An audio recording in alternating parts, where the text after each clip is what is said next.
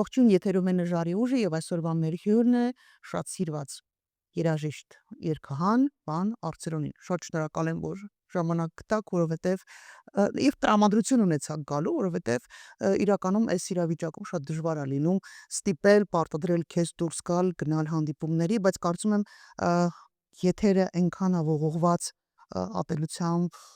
անհասկանալի ինչ-որ մաղձով, որ նորմալ adekvat մարդիկ, որոնք լույս են բերում, կարող են եւ վարդախորեն խոսել։ Ես եմ շնորհակալ դրավերի համար, ինձ համար հրաշալի է Աբիթա Նինա ջան, նաև տեսպես հանրային հարթակի վրա շփվել եւ զրուցել։ Ես շատ հարց ունեմ հենց մշակույթի հետ կապված, որովհետեւ մշակույթի դերը ինքնության զարգացման տեսանկյունից, նաև երաժշտության առանձին դերը, ինքնության գիտակցության զարգացման, ընդհանուր պատկերացումների, այդ նաև հանրության վրա ազդեցությունը բացառիկ է, բայց մենք դա կարծես թե ինչ-որ բաց ենք թողել գիտակցաբար, այսինքն նրանք, ովքեր որ այդ հարցերը պետք է կարգավորեն, բաց են թողել գիտակցաբար ու մշակույթ որպես ներկայացնում են, մի աննկարագրել են ինչ-որ մշակույթ ու երկարվեստի չի կարելի ներկայացնել։ Դեպետ ասում են դա էլ է ազատության ժողովրդավարության դրսևորներից մեկը, որ ցանկացած տեսակի ապրանք պիտի լինի, բայց ես համարում որ դրանք ապրանք են, դրանք մշակույթ չեն, դրանք արժեք չեն, դրանք արժե համակարգի վրա հիմնված չեն, դրանք հայկականության հետ կապ չունեն, ու մենք այդ մասը կարծես թե բաց ենք թողել ու չենք կարևորում, բայց դա իսկապես շատ կարևոր է։ Մենք չենք բաց թողել։ Նոհա, ձեր դեպքում դուք գոնե ձեր կոնցերտներով, այդ հանդիպումներով, անդադ բաներով անդադ փորձում եք այդ տարածել, բայց կարծում եմ, որ դա ավելի մասշտաբային պիտի լիներ, դա պետական հովանու ներքո պիտի լիներ եւ դա պետության պատվերը, եթե շատ պատվերը ստանքություն չի հնչում, բայց պատվերը պիտի լիներ, որտեղ դա հայկական ինքնության պահպանման տեսանկյունից կարևորագույն էլեմենտներից մեկը։ Դեպետ էս էլ վերջացնեմ, ասում եմ, իր բաները միշտ շատ են խոսում, չէ։ Շատ կարևոր է հասկանալ, որ հիմա միայն երաժշտության մասում չի գնում արժեքների փոխարինում, հա, ոչ արժեքներով։ Դա մարդկային հարաբերությունների մեջ, դա չգրված կանոնների մեջ փոխհարաբերություն, ցանկացած բնույթի արժեք, որը զտվել է ժամանակների ընթացքում եւ դառնա ավանդույթ մեզ համար, մենք անգամ չենք քննարկում դա ճիշտ է թե ճիշտ չի, որովհետեւ դա դարերով անցած ճշգրիտ վարքագծի կանոն է, հա, ու անգամ դրանք են փոխակերպվում, հա, այլանդակությունը, անբարոյականությունը, անմեղսունակությունը ներկայացվում է որպես նորմա։ Ու այս իրավիճակում ինչ վիճակում է մեր մշակույթը։ Դուք շատ ճիշտ կապ ստեղծեցիք մշակույթի եւ ինքնության մեջ այդ կապը հստակ կա, այսինքն ինքնությունը ձևավորում է նախ առաջ գիտելիք սեփական պատմության մասին, երկրորդը այն արժեհամակարգը, որ դու որդեգրում ես մշակութային դաշտից, որպես սեփական, որպես ուրույն, որպես ազգային, եթե ուզում եք։ Այսինքն եթե սրանց այս երկու հենարանից մեկը կահում է կամ մի պարագայում գիտելիքն է պակասում սեփական պատմության մասին, մի պարագայում որևէ պատկերացում իրական ազգային մշակույթի մասին, մենք ստանում ենք այսպես հեղուկ մի վիճակ, հասարակություն, որը կողմնորոշված չի, եւ այսինքն ցանկացած թերի արժեհամակարգ, որովհետեւ այնուամենայնիվ չնայած թերի է, բայց այնուամենայնիվ արժեհամակարգ է, նա անմիջապես որդեգրում է դա։ Եվ կարծում եմ, որ սա հստակ այսպես ծրագրային բնույթ ունեցող process է եղել հատկապես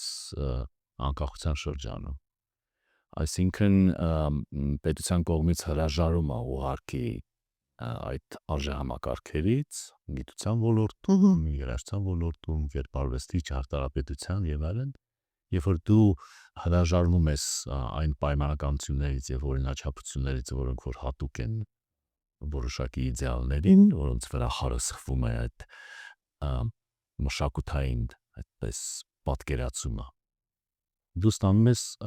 այն պատկերը, որ մենք վայելում ենք արդեն 37 տարի եւ ճարտարապետության մեջ, երաժշտության մեջ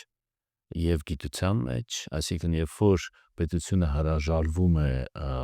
առաջնայնություններից, պրեալիզետներից, այսինքն չկա գիտության մեջ այլևս պրեալիզետ, չկա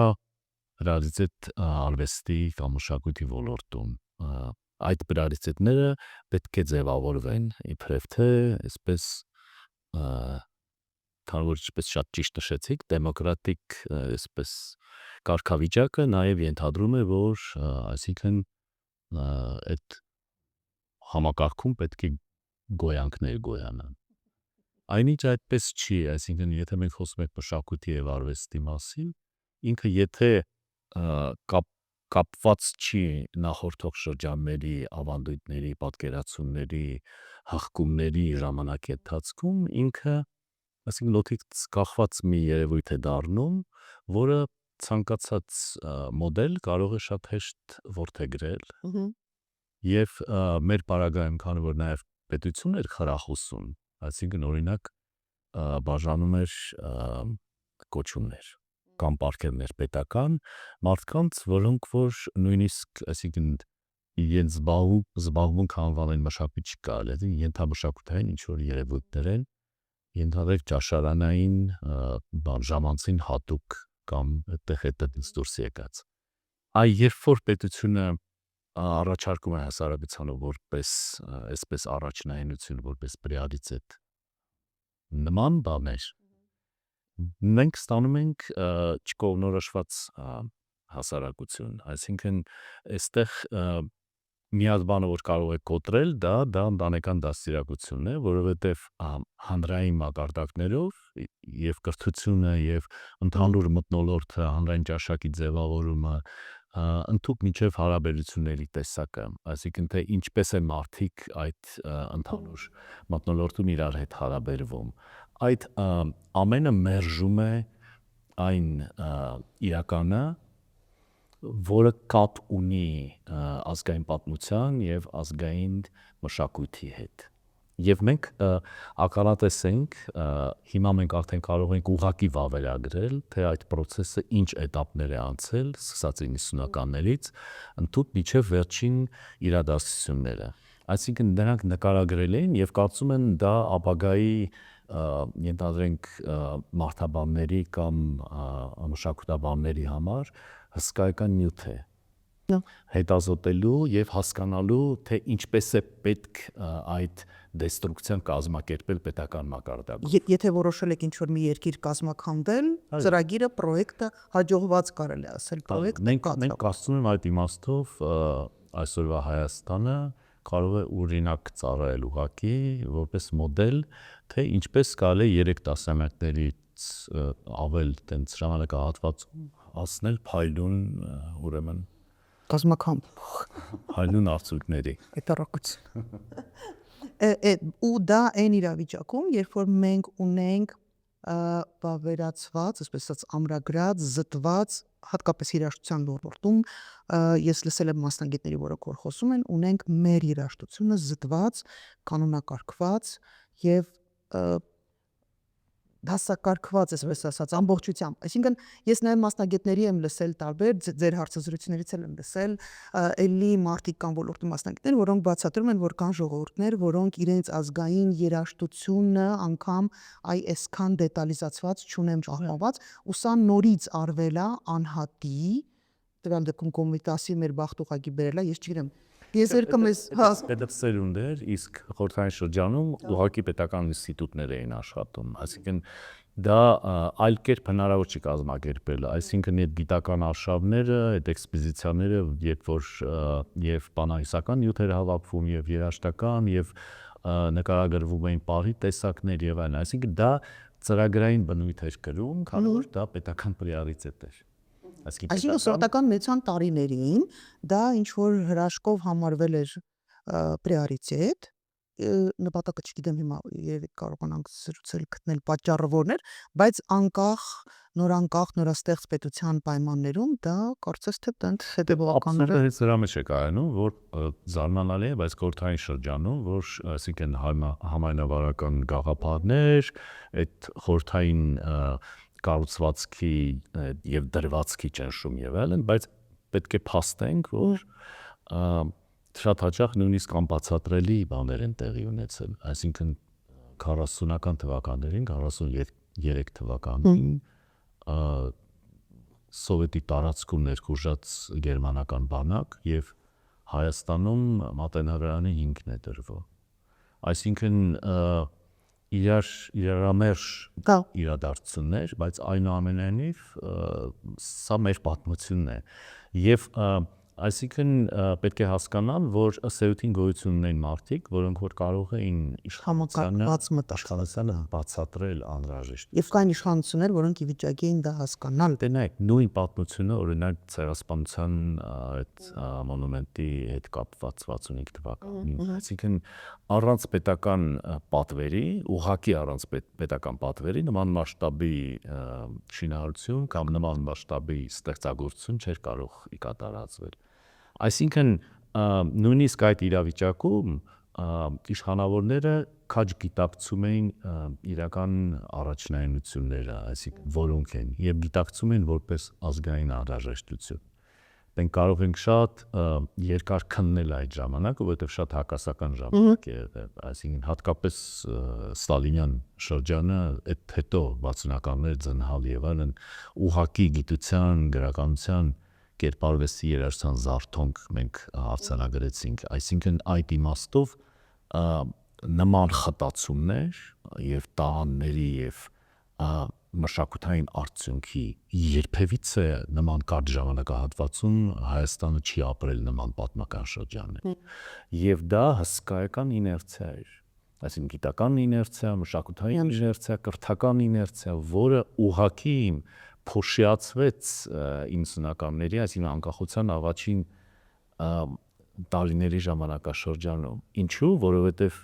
ռեալիտետները փոխվեցին եւ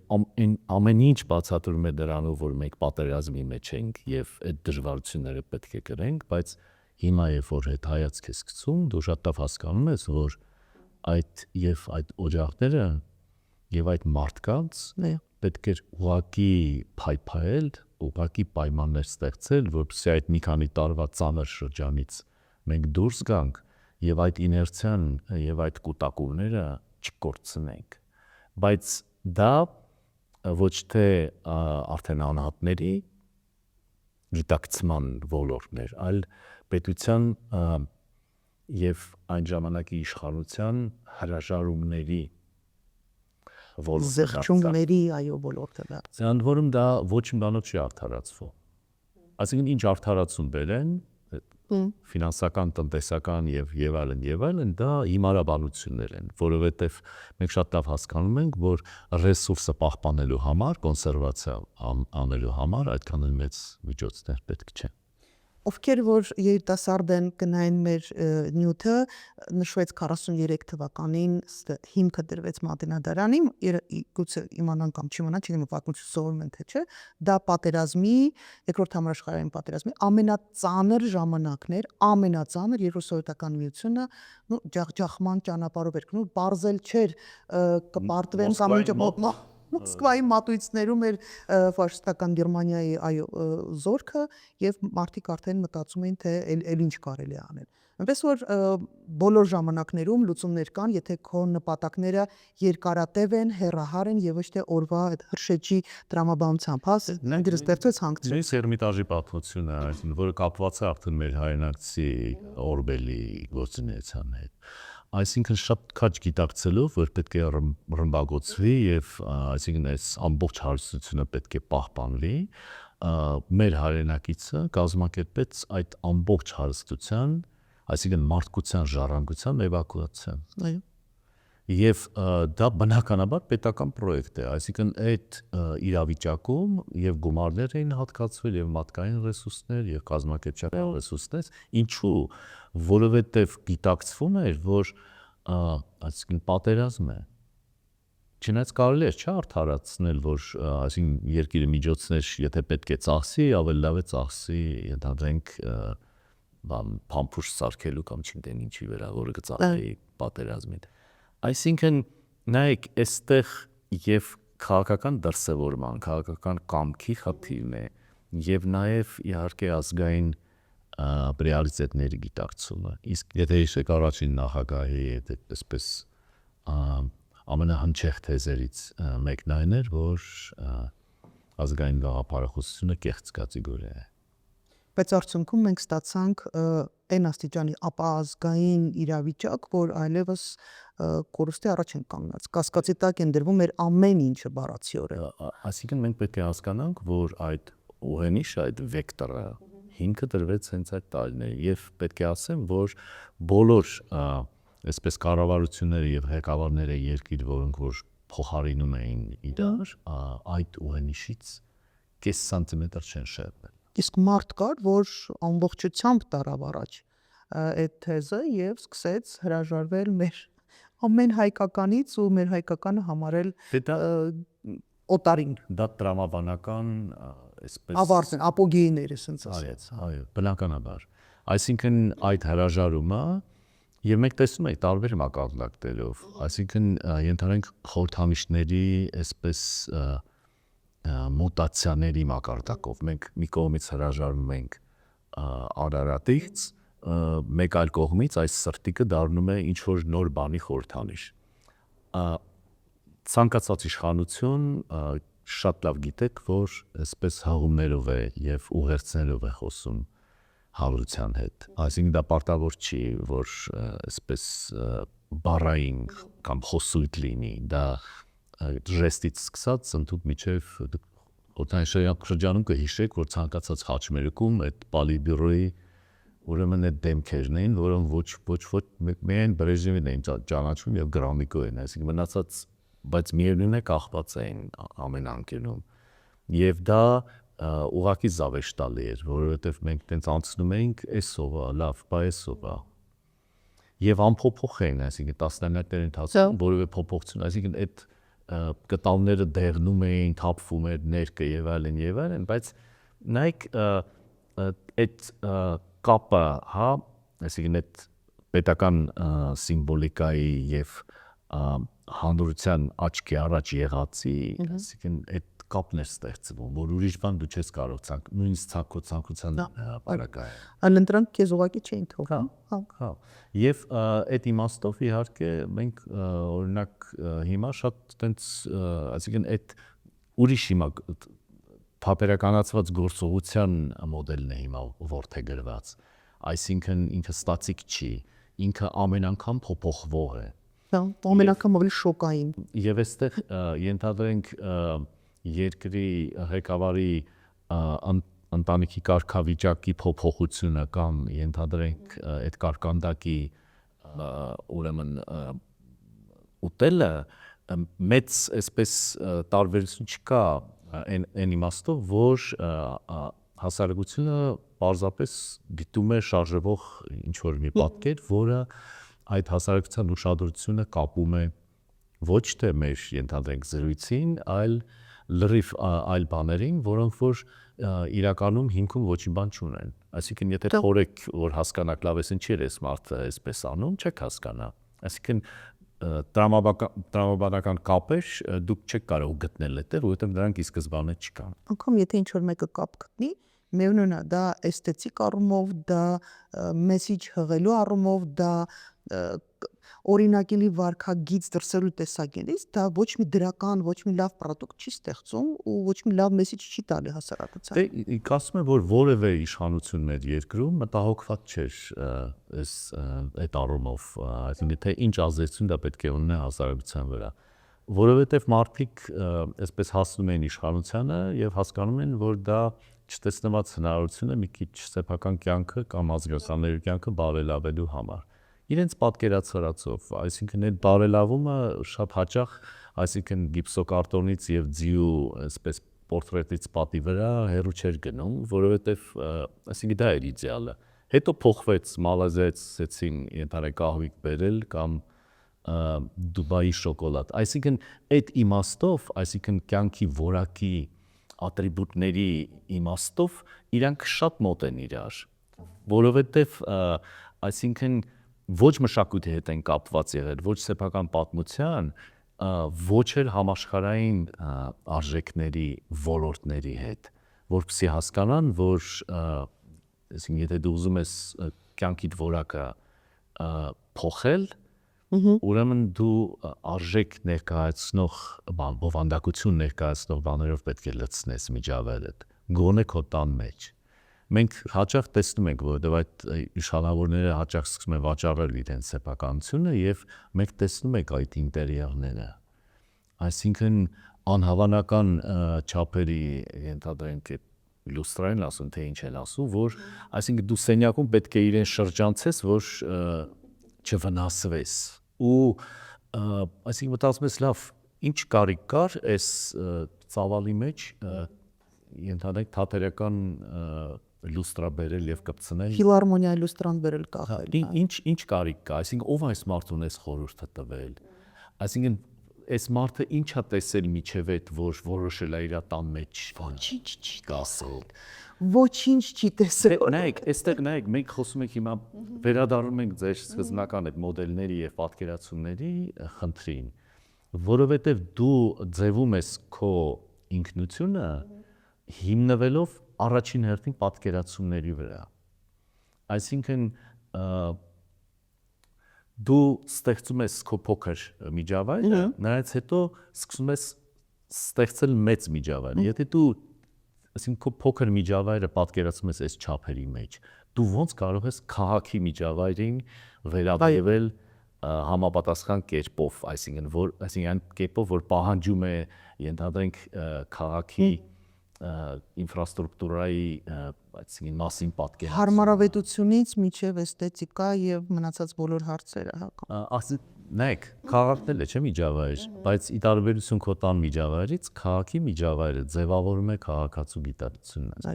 Այսինքն եւ փողոցների կառուցվածքը եւ ենթանեք մշակութային օջախների առկայությունը, պետական ատյանների կամ շենքերի առկայությունը, այսինքն այդ ամբողջ ինֆրաստրուկտուրան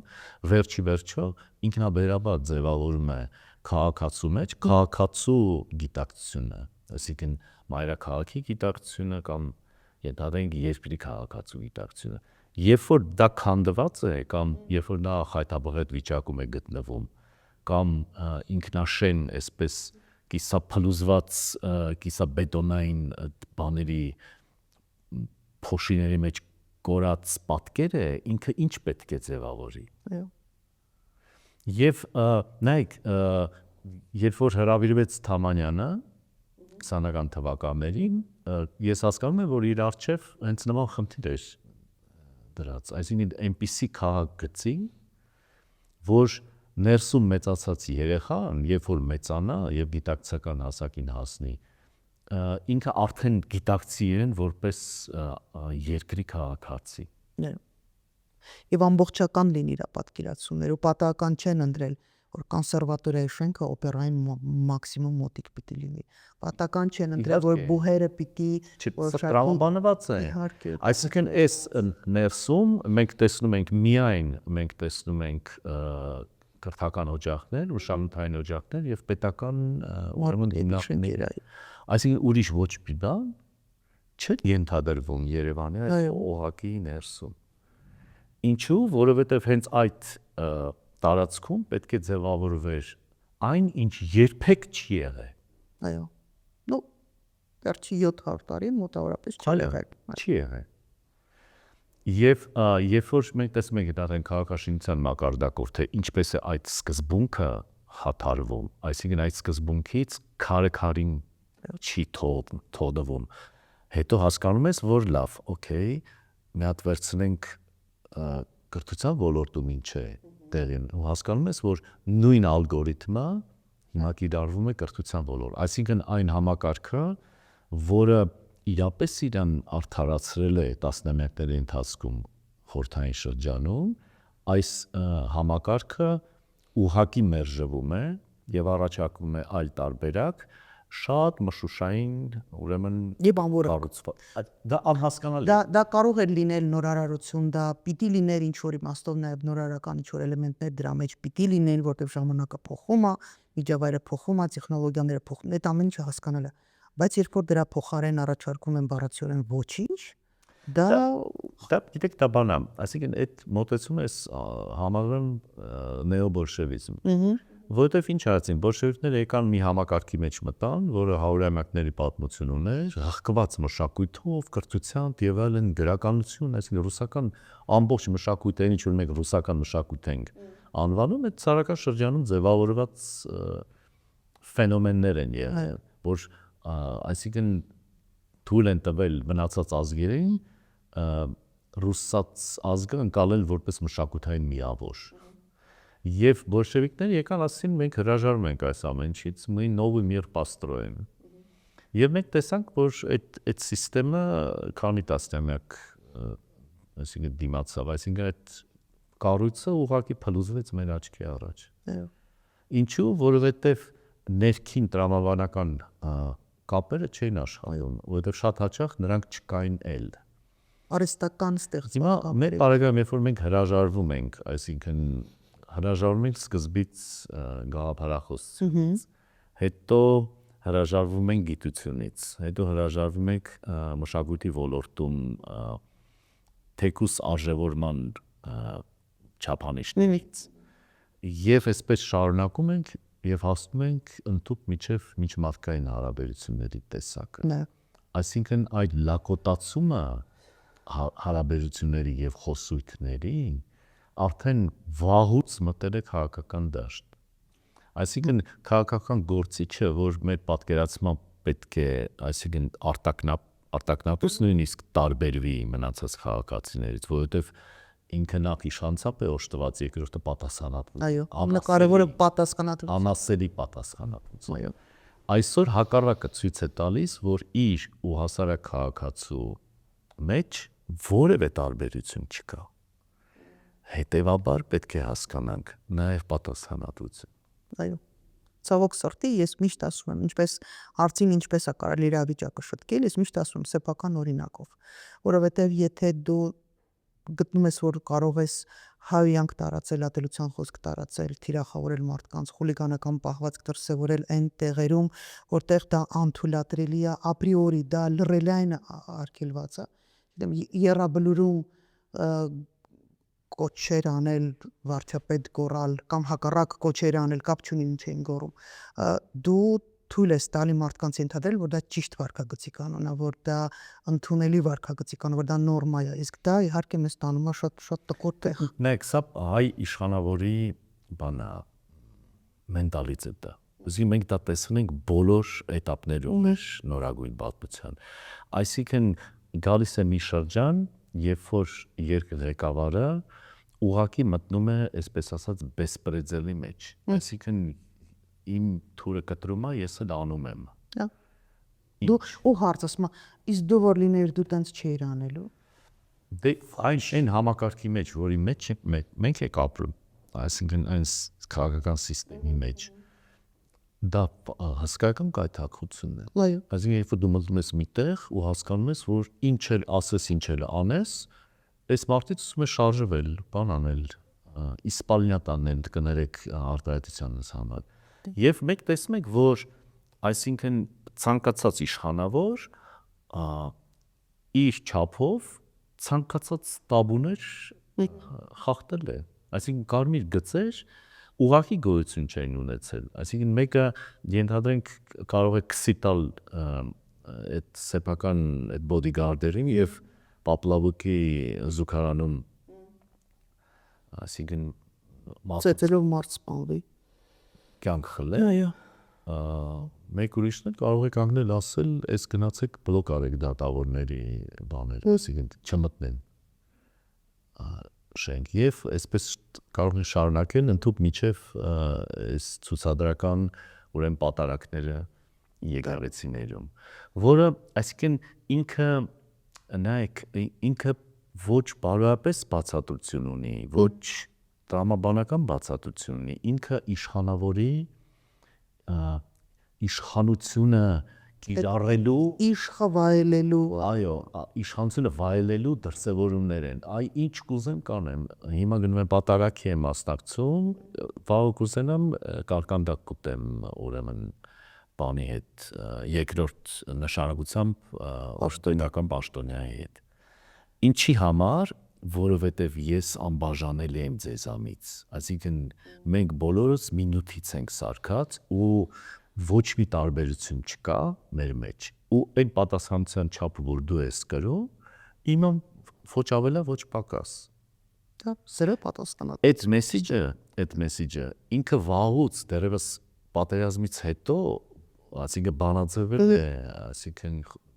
խոսք է ասել, այսինքն խոսքով եւ գործողությունով, այո, խոսքով է ձևավորել, որ ինչ բան պատասխան, ով է մեղավոր, հիշեք եք։ հա, ես առաջի պատասխանատուն եմ, բայց մի հատ մեղավոր ինչպես մի հատ չեմ կարող ցիտել, բայց այսինքն իմաստը այն էր, որ այսինքն այդ իմաստով ես ինչքան ես եմ մեղավոր, այդքան էլ հոп, այդքան էլ դուք եք մեղավոր։ Եվ հակառակը մենք այսինքն պետք է հասկանանք, որ լավ, այս մոտեցման հակակշիռ որպես քաղաքական մտքի ինչ դրսևորում կա, ընտրություններն չեն գալու, այո, ու հանկարծ հասկանում ենք, որ քանի իմ համոզմանքն ինը, այսինքն մենք գործում ենք այս մեր սահմանադրության պայմանականության ներքո, երբ որ փոքրամասնությունը կարող է ընտրել երկրի ղեկավար, ամբողջ իշխանությունները։ սա բան, այսինքն այս իրավիճակում խոսել ընդհանրենք իրավունքի պրիորիտետի մասին կամ խոսել ընդհանրենք մարդկային արժեքների, մշակույթ,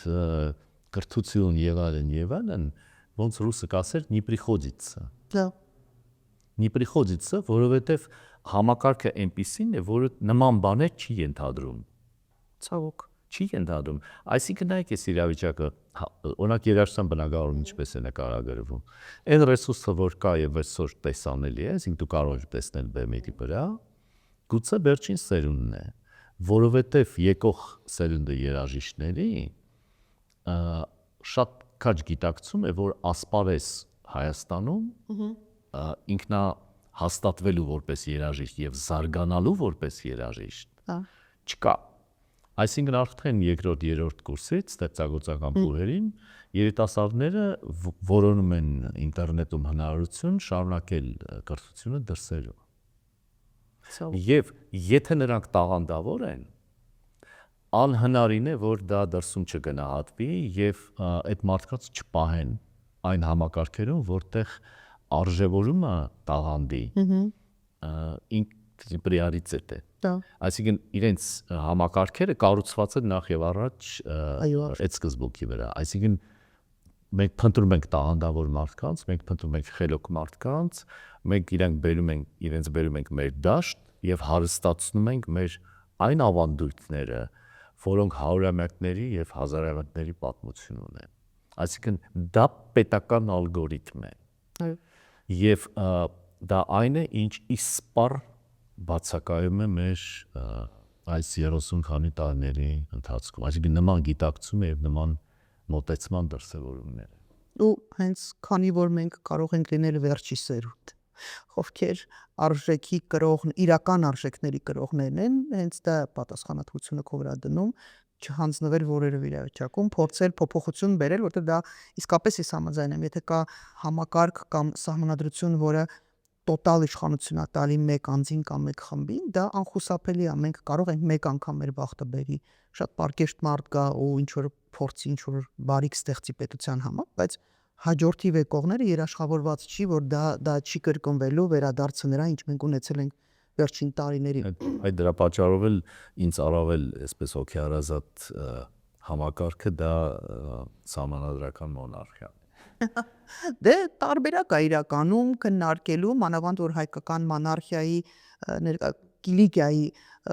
թագավորության տարբեր շարանքներ կան, բայց ես կարծում եմ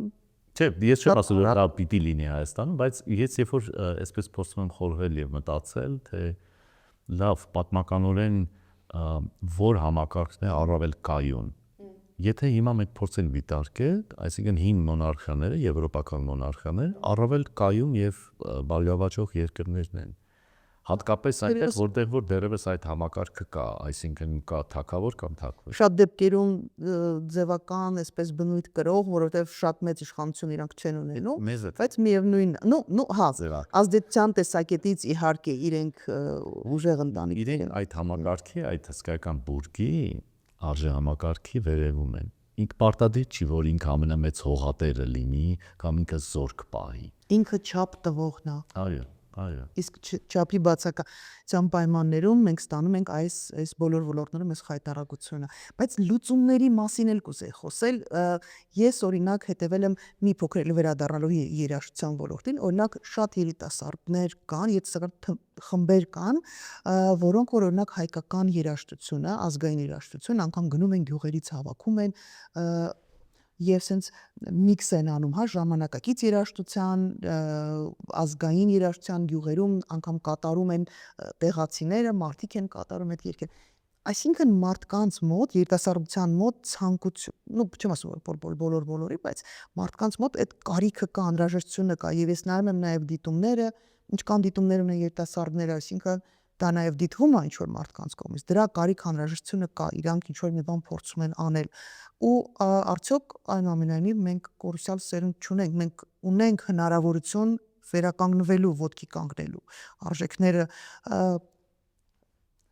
արժեքների հիմքի վրա դնելու մեր պետականությունից սկսած մինչև մեր մշակույթի մնացած բոլոր ոլորտները։ Ես ճիշտ ասած դեռ հույսս չեմ կտրել, ես կարծում եմ, որ մենք դա կարող ենք անել։ Դենեք ցանկացած ստեղծագործող գալիս է մի պահ, երբ որ ինքը սկսում է որոնել հիմքեր, այսինքն նա սկսում է որոնել ակունքներ, որոնց նա առավել մոտ է կամենաց, եւ այդ տենդենսը բնականաբար կա, այսինքն կան բազմաթիվ խմբեր, բազմաթիվ անհատներ, որոնք սեփական ստեղծագործական դրսևորումները կապում են ժառանգության հետ, սեփական ազգային ժառանգության, մշակութային ժառանգության հետ։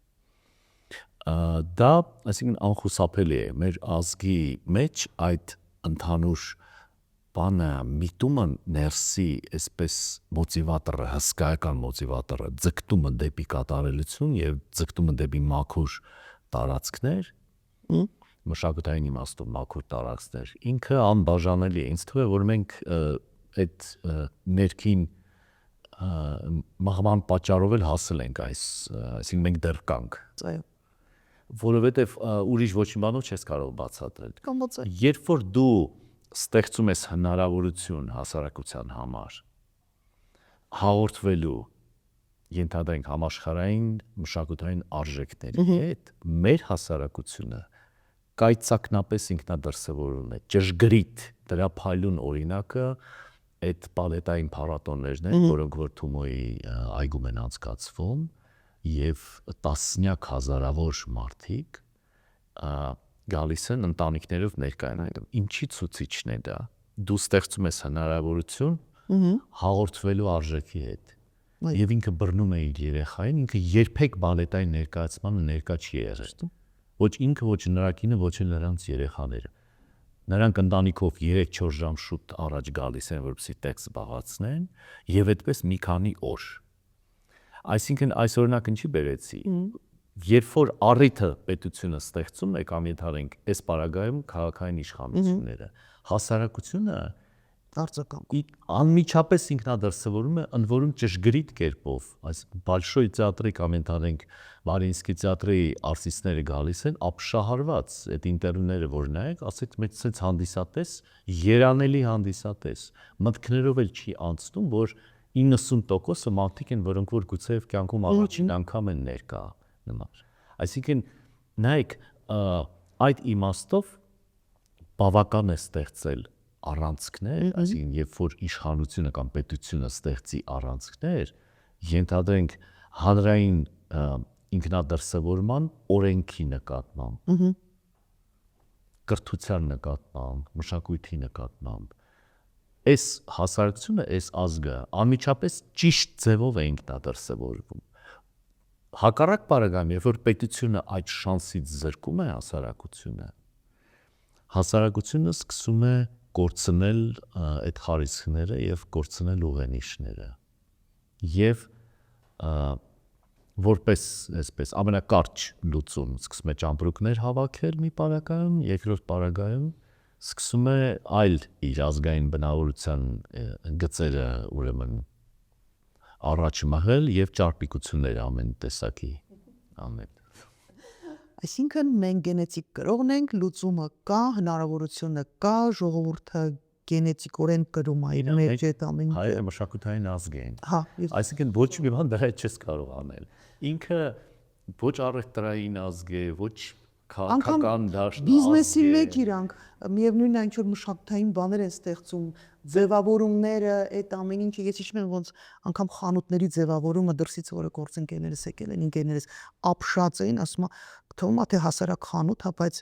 նայեք ինչ ձևավորում են տվել ու իրանք ես ավելի գլոբալ եմ վերցնում, այսինքն երբ որ փորձում ես ազգի նկարագիրը, դա դու այսինքն հասկանում ես, որ ենթադրենք ալհանցիներից ի տարբերություն նրանցից, ենթադրենք այս ազգը կարելի է նկարագրել որպես ենթադրենք լավ կրվողներ։ հա, կամ ենթադրենք իրենք ինչով են ապրում, այսինքն այդ փոքր տնտեսության դեսպես լավ եւ այսպես ցեղային այսպես համայնքներով այսպես է նկարագրվում, երբ որ փորձում ես հասկանալ այս մեր ազգը լավ ոնց նկարագրես, հասկանում ես, որ բոլոր չափանիշներով ինքը նկարագրվում է որպես մշակութային ազգ, որովհետև դա մշակութային միսիան է այս ազգի, լինել մարդկության անդամ որպես մշակութային միավոր։ Երբ որ ստեղծում են պայմանները եւ այդ քո պատմական ֆունկցիան դու սկսում ես որպես ազգային մարմին կատարել, դու հասնում ես այն արդյունքներին, ինչի մասին մենք քիչ առաջ խոսում էինք։ Եվ եզերքը նվիրում է քեզ Արամ Խաչատրյան, Կոմիտաս, իհարկե մնացած դու բացում ես դռները։ Այո։ Երբ որ այդ դռները քո սեփական իշխանությունն է փակում,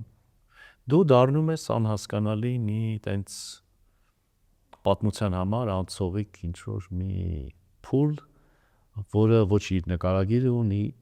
ոչ իր առաքելությունները ունի պատմական, ոչ էլ։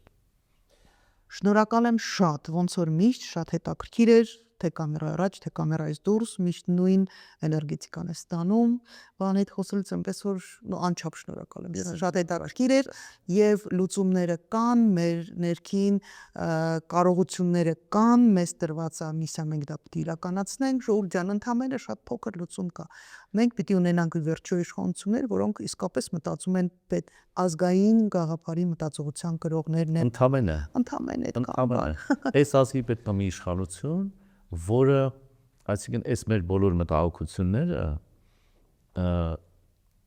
այսինքն գիտակցի, հասկանա եւ լուծումներ գտնի։ Ազգաբազն չխանգարի։ Իշխանությունը ինձ թվում է հենց դրա համար է։ Իշխանությունը դրա համար է։ Այո։ Եվ կարծում եմ, որ քաղաքական լուծումը այս մեր խնդիրների հենց այսինքն բանալիներ հետերը պետք է ընտրել։ Բանալիները կան, փնտրողները կան, առաջ Աստված։ Շնորհակալ եմ շատ։ Ես եմ շնորհակալ։